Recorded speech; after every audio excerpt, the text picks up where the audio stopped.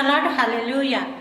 ఈ దిన వాక్యము 13వ తారీఖు 1వ నెల 2026వ సంవత్సరం.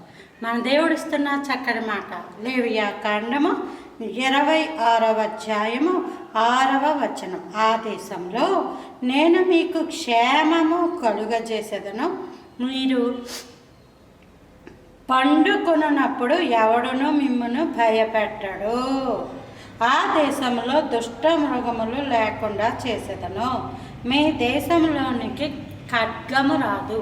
దేశము అని వ్రాయబడిన చోట గృహము లేదా వ్యాపారము లేదా నువ్వు వెళ్ళిన ఉద్యోగము, అక్కడ దేవుడు ఏమి వాగ్దానం చేస్తున్నాడంటే నీవున్న గృహములో నీకు క్షేమము కలుగజేసే దేవుడు.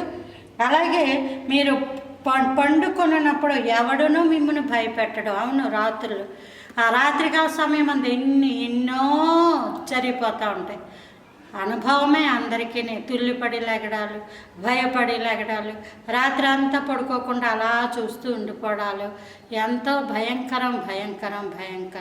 రోగములు రాత్రి వేళ వచ్చేవి, భయంకరమైన రోగాలు. బాత్రూంలోకి అప్పుడే వెళ్తారు, కాలు జారి అప్పుడే పడిపోతారు, అది భయంకరం. అలాగే రాత్రులు గుండెపోట్లు ఎంత భయంకరమో కదా. అయితే దేవుడు అంటున్నాడు, పండుకొనున్నప్పుడు ఎవడనో మిమ్మును భయపెట్టడు. ఆ దేశంలో అనేక గృహములో దుష్ట మృగములు లేకుండా చేసేదను. మృగములు ఎక్కడుంటాయండి? మేము ఇంట్లో అలాంటివి పెంచాం కదా. అంటే మనిషి రూపంలో ఏలుబడి చేసే స్వభావం. మనిషి అనడానికి ఆనవాళ్ళు ఉంటామన్నమాట. కాళ్ళు, చేతులు, ముక్కు, నోరు అచ్చం మనిషిలాగే ఉంటాయి. లోన స్వభావం ఎలా ఉంటుందంటే అపరిమితమైన కోపం, అసూయ, ద్వేషం, తిట్లు, వ్యసనాలు, నోరిప్పితే బూతులు, అదంతా మృగము యొక్క లక్షణాలు, మనిషి కాదు అవి.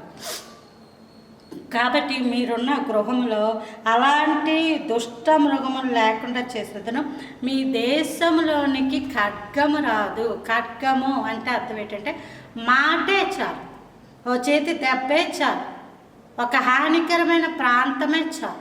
కాబట్టి మీరున్న గృహాల్లో అలాంటి మాటలు, అటువంటి స్వభావాలు ఏమీ లేకుండా దేవుడు చేస్తానని వాగ్దానం ఇస్తున్నాడు. దేవుడు మిమ్ములను మీ కుటుంబాలను బహుగా దీవించును గాక. ఆమేన్.